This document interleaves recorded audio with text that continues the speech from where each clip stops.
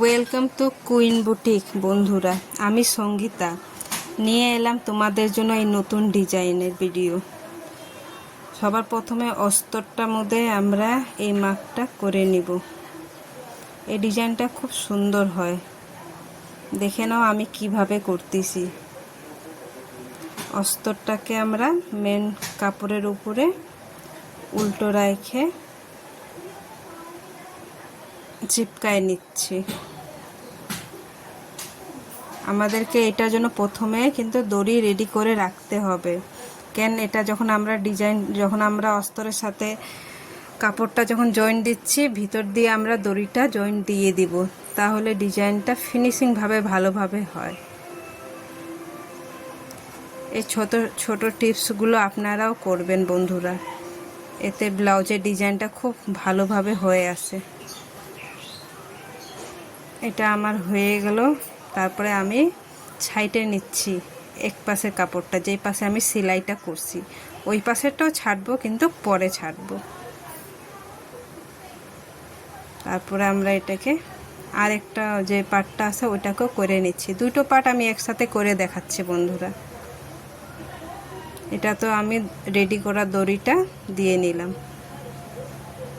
আমার ভিডিওতে দড়ি কিভাবে আপনারা পাতলা দড়ি রেডি করবেন এটা ভিডিও দেওয়া আছে, দেখতে চাইলেন আপনারা আমার ওই ভিডিওটাও দেখতে পারেন। আর ভালো লাগলে লাইক করবেন, সাবস্ক্রাইব করবেন।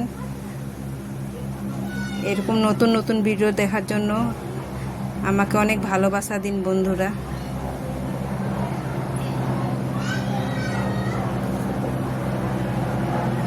ছোট ছোট এভাবে কাট করে নেবেন।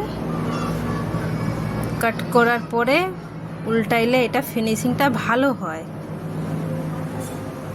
এই কোণাটা ভালো করে বের করবেন, হাত দিয়ে না হলে একটু কেচি বা কলম নিয়ে করবেন, তাহলেও হবে। তারপরে দেখেন আমি এটার উপরে উল্টে ভালো করে মিলাই নিয়ে চাপ সেলাই দিচ্ছি। আপনারা প্রেস মারে নিতে পারেন, আমি প্রেস মারলাম না। আমার কাপড়টা মোটা আছে, তাই প্রেসের মতনই আছে। পাতলা কাপড় হইলে আমাকে প্রেস মারতেই লাগতো, আর আমি কাটিং করার সময় তো সবসময় প্রেস মাইরেই নিই। প্রেসটা অনেক জরুরি আমাদের ব্লাউজে ফিনিশিং করার জন্য। সবসময় কাটিং করার আগে অস্তর এবং মেন ফেব্রিকে আপনারা প্রেস করে তারপরে কাটিংটা করবেন। চলো, এটা তো আমার হয়ে গেল। এবার আমি নিলাম একটা সুন্দর দেখে লেস।